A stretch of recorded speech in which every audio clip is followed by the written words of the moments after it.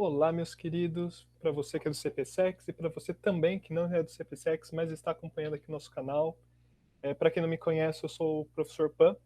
Eu irei dar história, então, nesse super intensivo para vocês. Perfeito? E, então, né, nesta nossa primeiríssima aula, né, sobre história, iremos falar um pouco sobre a própria história, né? Essa é uma aula que eu acho essencial para que algumas coisas para nós fiquem extremamente claro, para que o nosso trabalho no decorrer dessas próximas semanas fique totalmente claro e que a gente tenha um pouco mais de noção de como estamos trabalhando. Perfeito? Então, primeiro eu pergunto a vocês, o que é história? Né? Por que estudá-la?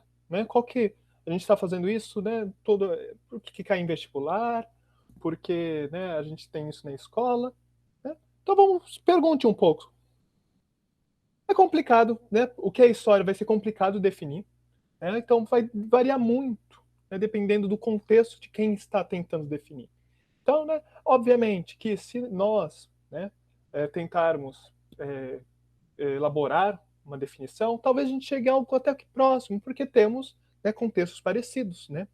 Porém, não necessariamente teremos a mesma definição. Mas eu vou trazer então aqui uma definição que a gente já consegue ter uma ideia disso aqui, né? E para começar essa definição, eu vou tentar botar dois contrapontos: a história e a disciplina de história, certo? Então, história, uma definição meio chula, seria a ciência que estuda o passado do ser humano. Então, a gente vai estudar o passado. Tem até discussões se história é ciência ou não, mas isso não cabe a nós agora. Mas né, essa ideia, então, de estudar o passado do ser humano. Né? A gente vai ter vários modos de estudar o passado, né? Depois teremos arqueologia, né? Os geólogos trabalham também muito com isso, mas aqui é bem voltado para o ser humano. E a disciplina de história, né? Que é diferente de história, a disciplina é isso que nós iremos fazer aqui, é o que temos na escola, tudo bonitinho, é uma interpretação dos acontecimentos passados, certo? Então, a disciplina, que é o que a gente terá aqui, já é diferente da história. Já é a história processada, né? Para chegar naqueles livros didáticos, né? Então ela já foi discutida, então não é a história, né, crua. E a gente estuda história como? Através de diversos registros, né? Então, esses registros podem ser o quê? Podem ser diversos textos, documentos, relatos, contos, né, o que for escrito, imagens, áudios, objetos. Por isso que, durante a gente vai ver bonitinho, a pré-história é um momento antes dos nossos registros escritos, né? Então é antes da desenvolvimento da escrita. Por isso pré-história, a gente não tem registros estáveis, né, brutos, bonitinho. A gente vai ter, obviamente, pinturas supestres, a gente vai ter várias coisas, mas não são escritas, a gente não vai ter tanta firmeza nesses eventos. Perfeito. Algumas estão características, né, para a gente trabalhar. A primeira que eu trago a vocês é o quê? Que a história, ela é imutável. Assim, imutável, né? O que aconteceu, aconteceu. Não há, né? Por exemplo, eu trago aqui o exemplo para vocês de que a Alemanha perdeu a Segunda Guerra Mundial. Não aconteceu o contrário, né? A Alemanha perdeu. Agora, qual é o preço? Qual foi o preço para que a Alemanha perdesse a Segunda Guerra? Era realmente necessário? Como que ocorreu essa derrota, né, da Alemanha na Segunda Guerra? Isso sim serão questões que vão ser alvo de discussão, né? Então essas reflexões tudo da história. Então como aconteceu, por que aconteceu, né? Então tudo esse desenvolvimento. E assim também, né, como muitas vezes são discussões, né? Essas discussões sim vão ter diversos entendimentos, só que há uma imutabilidade da história, perfeito? Porém, a história é imutável, né? O que aconteceu realmente aconteceu. Só que aí o registro já não é o que aconteceu, é um registro do que aconteceu. E infelizmente, né, em diversos aspectos, esses registros muitas vezes são tendenciosos, eles tendem para alguma coisa, né? Então, dependendo de quem está realizando esse registro, terá uma tendência, perfeito? Então, né, geralmente vista e escrita apenas por um dos lados, considerando, né, que é isso, né, sempre que a história ter um dos dois lados, né? Pode, obviamente, ter três, quatro, cinco, quantos forem, né? Mas sempre vai ter, então, pode ser, quem está escrevendo pode ser, no caso da Alemanha, a história da Alemanha talvez seja diferente, né? Como a Alemanha vê a derrota dela na Segunda Guerra. Agora a França e a Inglaterra, que foram países, né, que venceram a Alemanha na Segunda Guerra, é diferente, assim como na Rússia, né, que ainda comemora até hoje, com grandes desfiles, o final da Segunda Guerra. Então é um pouco disto, né? Então, olha, então a história, o que aconteceu, realmente aconteceu. Agora, esses registros, né, geralmente são tendenciosos. E quanto mais para trás vamos, mais complicado fica ter registros.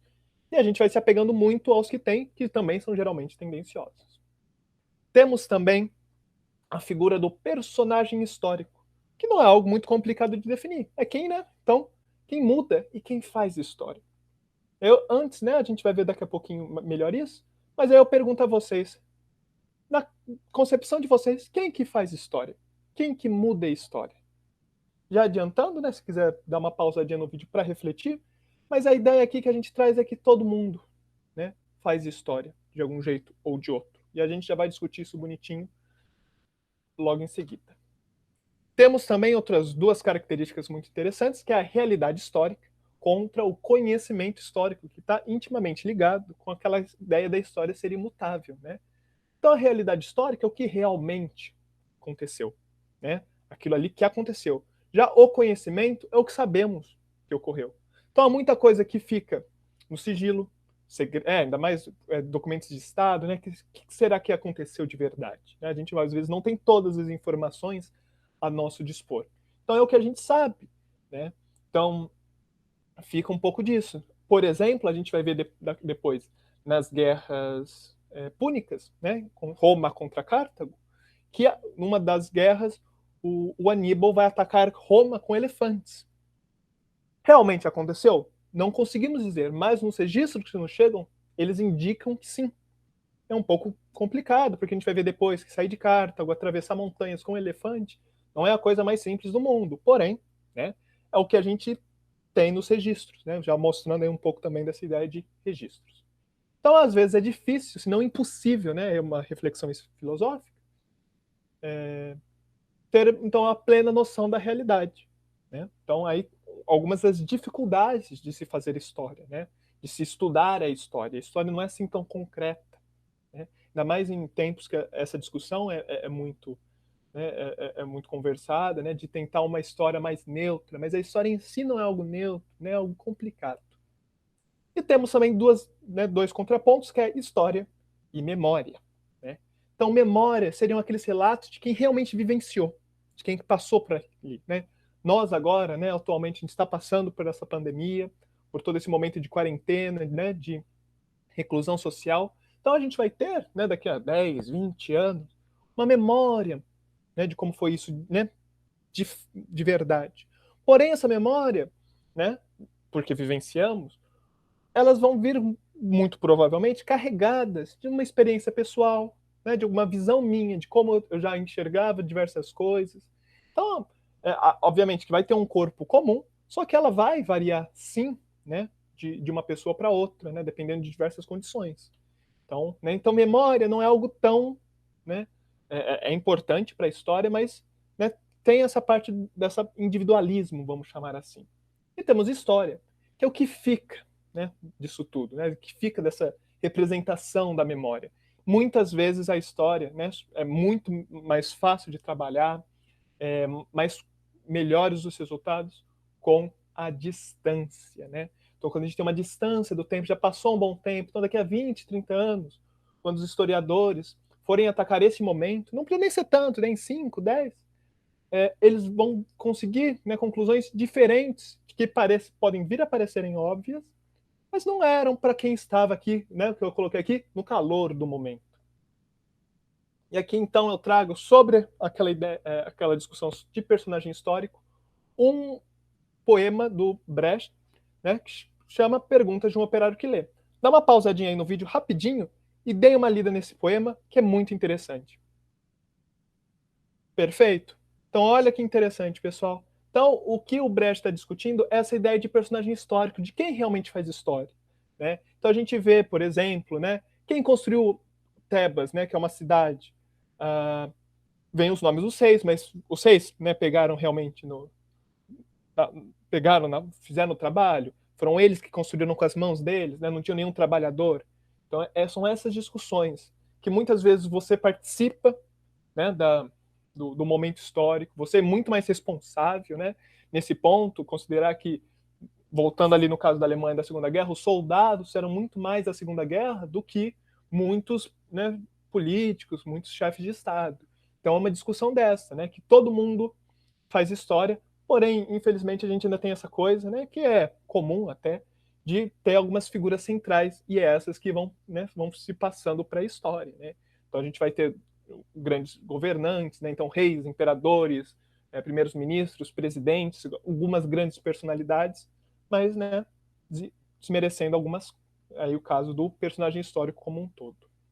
Bem, outra coisa é que a história que a gente vai estudar nessa parte, que é disciplina de história, né, é basicamente a história da Europa Ocidental, certo? Então a gente vai acompanhando a história da Europa Ocidental, que a Oriental ainda vai ter uma história levemente diferente, que a gente acaba não estudando tanto, né? A gente não acaba se aprofundando tanto em história da Rússia, da Polônia, por exemplo, né? Do que chamam de leste europeu. Então essa história que a gente vai ver é do Ocidente, tanto que a gente está muito mais familiarizado com a história da França, da Inglaterra, Portugal, Espanha, Itália, devido ao Império Romano, perfeito? Então é uma da Europa Ocidental. E, né, vai ter como seu fundamento o mundo grego e romano, né, o greco-romano. Então aí, por isso que a gente estuda tanto o Império, Roma, né, seja república, monarquia, império, e Grécia, né, que vai ser um pilar fundamental para o nosso estudo.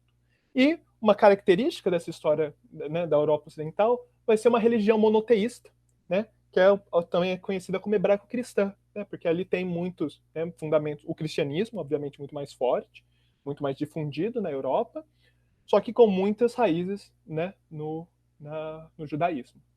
Né? E aí um exemplo, né, CG significa exemplo. Né? Na Índia e na China, o termo Idade Média, que é algo, né, aquelas batalhas medievais, né, castelos, reinos e tudo mais, na nossa ideia, não faz sentido algum. Eles não tiveram uma Idade Média do jeito que foi na Europa.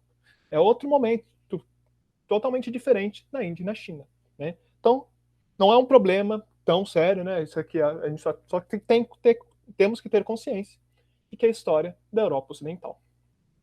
Assim, então, olha só. A gente já viu que a história já é tendenciosa dos seus modos. A gente já está vendo a história da Europa Ocidental, contada por, muitas vezes, europeus, né? Então, ela é tendenciosa por natureza. Né? Então, é difícil deixar a história menos tendenciosa, porque ela, de qualquer maneira, é tendenciosa. Né? Então, isso é uma discussão muito interessante. Só que a gente, né, obviamente que a gente tem que questionar, né? A gente não pode ficar preso, a gente tem que tentar explorar diversas visões. Só que antes disso, né, a gente precisa conhecer primeiro as interpretações para depois utilizá-las e ou questioná-las. Né? Trago aqui duas frases muito interessantes, né, de dois historiadores que eu gosto bastante. A primeira é do Legoff, ele é um era, né, infelizmente ele faleceu, mas um medievalista, né, que ele comenta, né, o passado propõe, mas não impõe. Né? Mas aí ele mostra a importância de se aprender com o passado, né? Que é muitas vezes o que a gente fala de aprender com os erros do passado para não repetir no futuro, né? Um dos grandes jargões da história. E o Legoff traz muito interessante isso, né? Então o passado propõe muita coisa que a gente vai ver que infelizmente são coisas de problemas anteriores, né? A gente vai ver escravidão, a gente vai ver diversos estados que começam a ruir devido ao modo que eles se organizam, né? Porém ele não impõe, né? Também não é por conta disso que isso, né? mas é forte. E outra frase é de um outro historiador, esse já é um brasileiro, o Oliveira França. O historiador lida com defuntos não para conhecer a morte ou o passado, mas para conhecer a vida. Então também o estudo da história vai ter essa valorização do ser humano. Perfeito? Então a gente estuda, que muito é da nossa história, né? Não é só porque é só da Europa Ocidental, né? A gente tem que pensar que é uma história, faz parte da história mundial. Então também para a gente se valorizar como gente, né? Como essa coisa viva, muito interessante. Bem, outra coisa que precisamos ver é que a gente vai trabalhar com periodização da história, certo? A gente vai ver períodos. E para que ela serve, né? Ela existe primeiro para que a gente consiga relacionar fatos, localizar e nos localizar, né? Onde que aconteceu isso, né? Normalmente a gente vai ver linhas do tempo e a gente vai criar uma certa sistematização no estudo, né? E como é feita essa periodização? Aí eu pergunto para vocês, em que ano estamos? Perfeito. Por quê? Bem, precisa-se então de um ponto de referência. A gente está em 2020, Mas 2020 do quê? Né?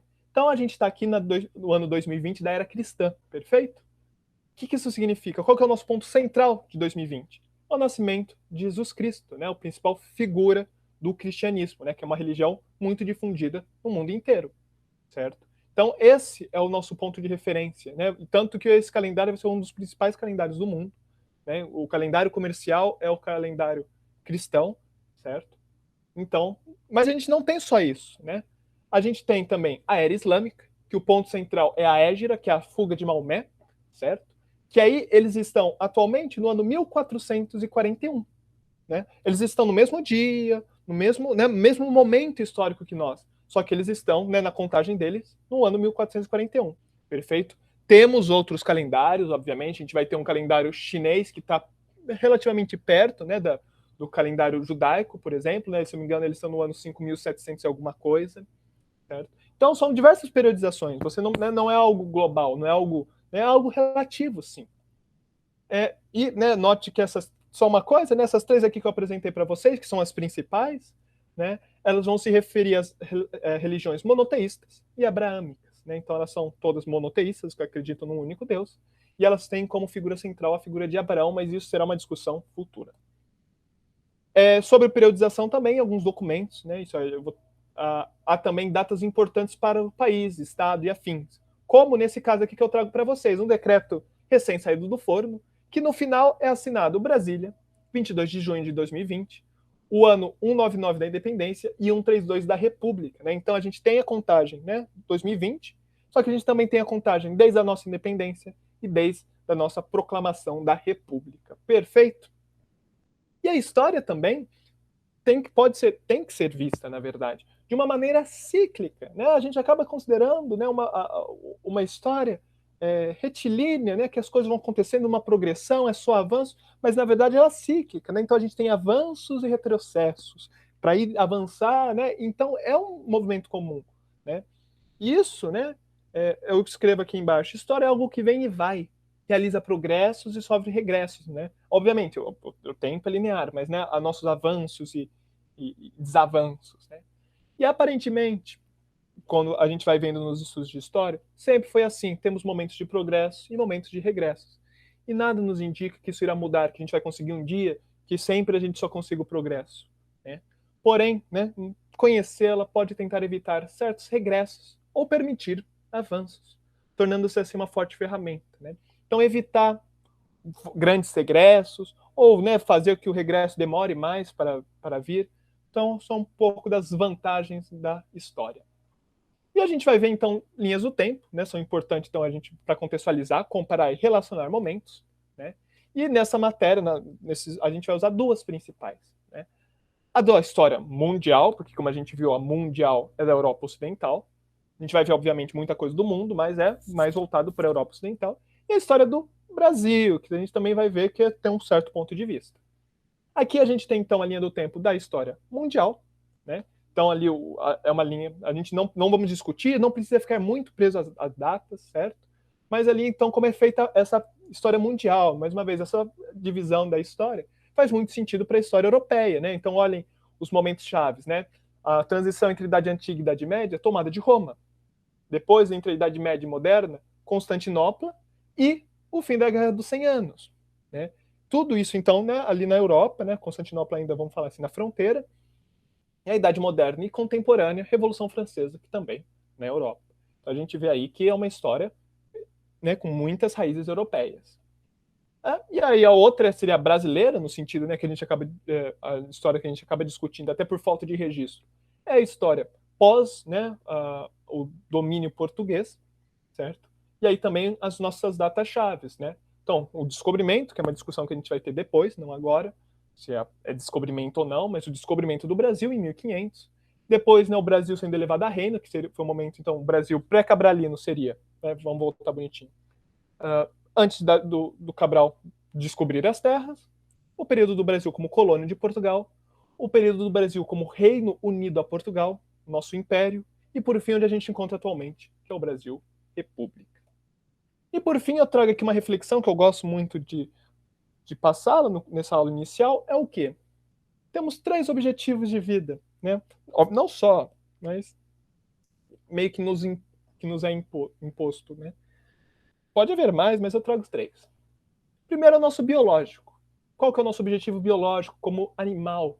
Obviamente que a gente já venceu muita biologia, mas né, a gente ainda tem esse objetivo biológico, que não é porque existe que você tem que seguir, né? Mas é propagar a espécie. Né? Qual que é o nosso objetivo de vida?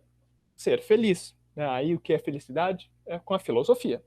E por último, a gente tem, né, indo de encontro ao que a gente viu sobre personagem histórico, nosso objetivo histórico, que é mudar o mundo.